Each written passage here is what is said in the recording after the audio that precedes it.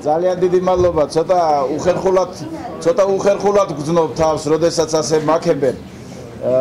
მაგრამ როგორც ბატონმა ბიძინა ივანიშვილმა თქვა, ალბათ საჭიროა საარჩევნო პერიოდში ასეთი ქებაც მიიღო ადამიანმა და ძალიან დიდი მადლობა მინდა მოუხადო მამუკას. დიდი მადლობა მინდა მოგიხადოთ თქვენ მობრძანებისათვის. ალბათ დღეს მართლაც მნიშვნელოვანი დრო დადგა საქართველოსთვის. აი ბოლო პერიოდი მინდა აღნიშნო და გავამახვილო ყურადღება, რაც აი ამ 2-3 დღის განმავლობაში ხდება საქართველოში.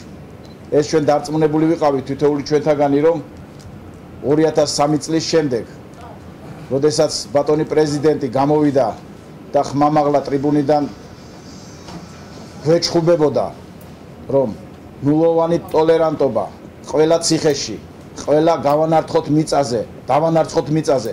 აი ამ პათოსით დაიწყო საქართველოს მოსახლეობასთან მან მუშაობა და ზუსტად იმის გამოძახილია, რასაც დღეს ვხედავთ ჩვენ.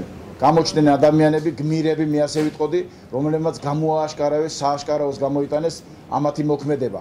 აი ესენი არიან ეს ხელისუფლება, აი ესე უსწორდებიან ჩვენს ახალგაზრდებს, ჩვენს ხალხს. ეს მოხდა ციხის შიგნით, რასაც ჩვენ ვერ ვხედავდით, მაგრამ საერთაშორისო ორგანიზაციებმა არაერთხელ აღნიშნეს, დასკვნები დადეს, თვითონ ხელისუფლების წარმომადგენლები პარლამენტში დაისვა საკითხები არაერთხელ და მრავალჯერ.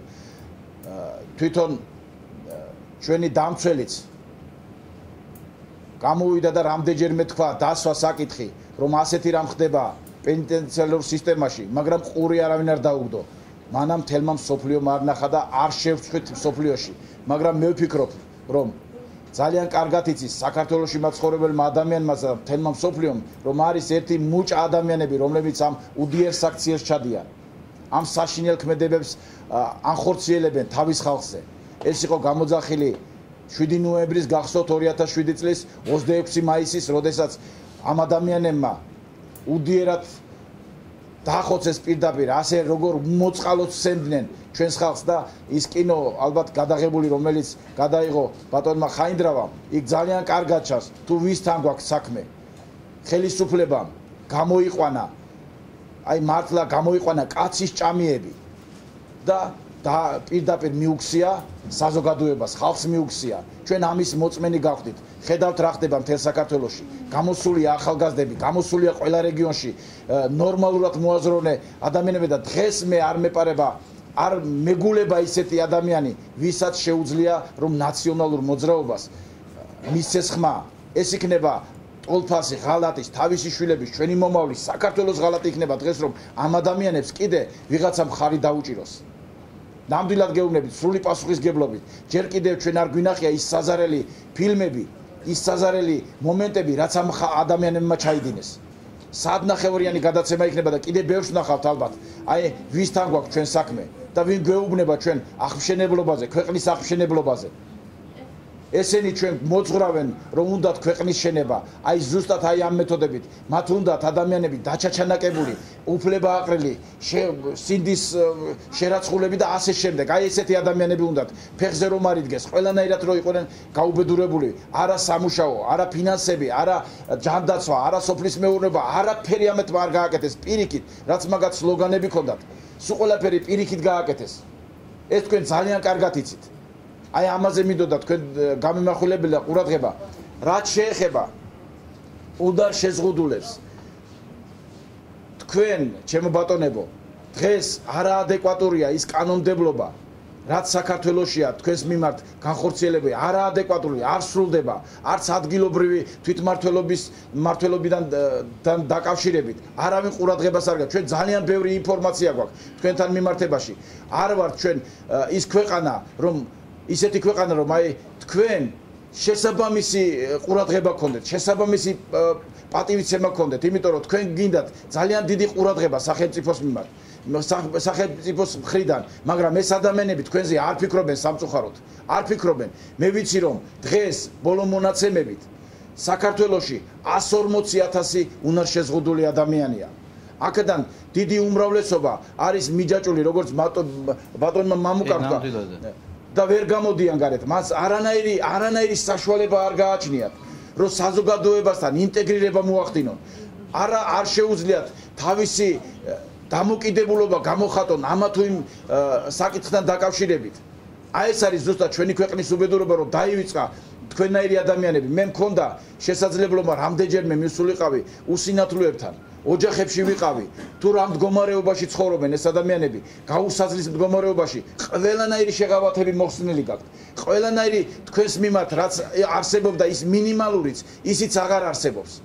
ამიტომ მე გაძლევთ იმის პირობას, პირადად ბატონმა ბიძინა ივანიშვილმა თქვა, რომ აუცილებლად ასეთი ადამიანები უნდა იყოს სახელმწიფოდან ყურადღებით, უნდა იყოს ძალიან დიდი ყურადღებით. ის რომ დღეს თქვენ თვითოეულ ადამიანზე უნარ შეზღუდულებზე 60 და 62 დოლარის ეკვივალენტით განისაზღვრება 20 საბჭოთა ქვეყნებში, საბჭოთა კავშირში ყველაზე დაბალი ის არის დაფინანსება, ანაზღაურება ყველაზე დაბალია. გადავხედოთ იგივე რუსეთს 300, 400, 500 დოლარის ეკვივალენტით არის. ჩვენ ვარ დაჩაგრულები. არა მარტო უნარ შეზღუდულებთან დაკავშირებით, არამედ პენსიონერებთან დაკავშირებით. ყველაზე ბოლო ადგილზე ვდგება და ეხლა მომატებას რო ამბობენ და ამითი ტრაბახობენ, არანაირი მომატება არ არის. 2 დღეღამის განმავლობაში ადამიანებო, ჩვენ ვართ 2 დღეღამის განმავლობაში. ჩვენ ვართ ჭირის უფლები ჩვენი მამულისა. იმ პატიმრებისა, რომლების ცრემლებიც არასოდეს არ დაგვავიწყდება. რომლების კვნესა და ტკივილიც არასოდეს არ დაგვავიწყდება. ახლა არ არის დრო ჩვენ ვილაპარაკოთ ჩვენს პრობლემებზე. ჩვენ ვართ ხელისუფლებამ და ბატონო შოთა მე ჯერა 100%-ით ვარ დარწმუნებული, რომ თქვენ იქნებით ჩვენი წარმომადგენელი პარლამენტში. ერთი რამ არ დაივიწყოთ. ჩვენ ვართ ერი სისხლის სისხლთაგანი და ხორცი ხორცთაგანი, არაფერი განსხვავებული. გული და სული ჩვენც იმავე ფორმისა გვაქვს. ჩვენც მამულისთვის გვიძგერს, ჩვენც ტკივილი, ჩვეულებრივი ტკივილია, ჩვენი ტკივილიც.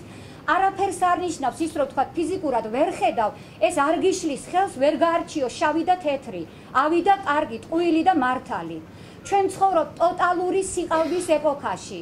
ასე ცხოვრობდით კომუნისტების დროს, მაგრამ ყოველთვის ვოცნებობდით ბედნიერ მომავალზე, რომელიც სულ მალე 10 დღის შემდეგ დადგება. მე ვერცერთ ჩემს მდგომარეობაში მყოფ ადამიანს, ვერცერთ უსინათლოს ვერაფრისთვის ვერ მოუწოდებ, რადგან ეს არჩევანი მათ თვეების წინ გააკეთეს, როგორც კი გამოჩნდა ბატონი ბიძინა ივანიშვილი თავისი შესანიშნავი პროგრამით. ამიტომ მე მინდა გთხოვოთ, ბატონო შოთა, როდესაც თქვენ იქნებით პარლამენტში, მოგვისმინეთ ხოლმე და ჩვენ გეტყვით, მართლა გვაქვს უამრავი პრობლემა გვაქვს. დიახ, ჩვენ ძალიან გვიჭირს, ეს გაჭირვებაც მეტნაკლებია. სოციალური ფონი არის ძალიან მძიმე. მაგრამ ამის დრო დადგება. ოღონდ ახლა ჩვენ ყველამ ერთად უნდა ვუჭირისუფლოთ მამულს და ჩვენი არჩევანი აშკარად გავაკეთოთ და ეს არჩევანი ნიშნავს იმას, რომ ჩვენ ლამის დავივიწყოთ ციფრი 5-იანი. მე ამას არასოდეს არ მithქვამს ნაციონალური პარტიის წარმომადგენლების ნაცების მიმართ. დიახ, ზუსტად ეს სიტყვა შეეფერება მათ ძველ ქართულადაც. არასოდეს არ მithქვამს, არ გამომithქვამს ჩემი პროტესტი მათ მიმართ.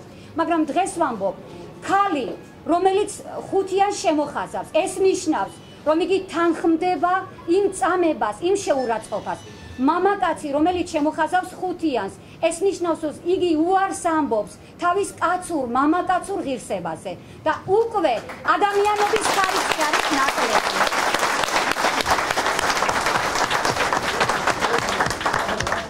თელ საქართველოსია მიმართული არა მარტო ეს მე დამავალა როგორც მაჟორიტარი, მაგრამ ყველა მაჟორიტარს ზუსტად ასეთი დავალება აქვს. თქვენაირ ადამიანებს სჭირდება აუცილებლად გვერდში დგომა და ზუსტად აი ასეთ ადამიანებს ჩვენ გამოვაკრავთ კედელზე.